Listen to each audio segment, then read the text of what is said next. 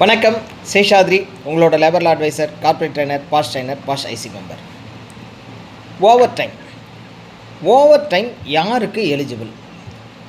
புதிய சட்டங்கள் லேபர் கோட்ஸில், particularly occupational safety health working condition code பிரகாரம் ஓவர் டைம்ன்றது எல்லாருக்கும் எலிஜிபிளா அப்படிங்கிற ஒரு கேள்வி. உங்கள் எல்லாருக்கும் தெரியும், எம்ப்ளாயி அப்படின்னு ஒரு டெஃபினேஷன் இருக்குது, ஒர்க்கர் அப்படின்ற ஒரு டெஃபினேஷன் இருக்குது. எம்ப்ளாயின்றது எல்லாரையும் குறிக்கும், ஆனால் ஒர்க்குன்றதுக்கு தனியாக டெஃபினேஷன் கொடுக்கப்பட்டிருக்கு. சரி, அதை தனியாக பார்க்கலாம்.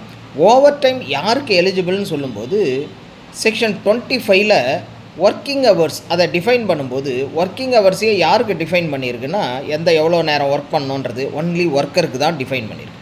அப்போது ஒர்க்கருக்கு மட்டும்தான் அந்த ஒர்க்கிங் ஹவர்ஸுன்ற அந்த டெஃபினேஷனை பற்றி செக்ஷன் 25ல் சொல்லப்படுறது. அப்படி சொல்கிறதுனால ஓவர் டைம் செக்ஷன் 27ல் பேசும்போது ஓவர் டைமை பற்றி சொல்கிறது, ஒரு நாளைக்கு ஒர்க்கிங் ஹவர்ஸை விட அதிகமாக போனாலோ, ஒரு வாரத்தில் 48 ஹவர்ஸை விட அதிகமாக போனாலோ அது ஓவர் டைம் அப்படிங்கிறது. அப்போ ஒர்க்கிங் ஹவர்ஸை சொல்லும்போதே ஒர்க்கருக்கு மட்டும் ஒர்க்கிங் ஹவர்ஸ் சொல்கிறதுனால ஓவர் டைம்ன்றது ஒன்லி ஒர்க்கருக்கு மட்டும்தான் எலிஜிபிள் அப்படிங்கிறத இந்த 2 கிளாஸை வச்சு பார்க்கும்போது தெரியுது. அப்போ ஓவர் டைம்ன்றது ஒர்க்கர்ன்ற டெஃபினேஷனில் வரக்கூடியவங்களுக்கு மட்டும்தான் எலிஜிபிள் அப்படிங்கிறது இதன் மூலம் தெளிவாகிறது. மேலும் ஒரு சிந்தனையோடு அடுத்த வீடியோவில் பார்க்கலாம். தேங்க்யூ.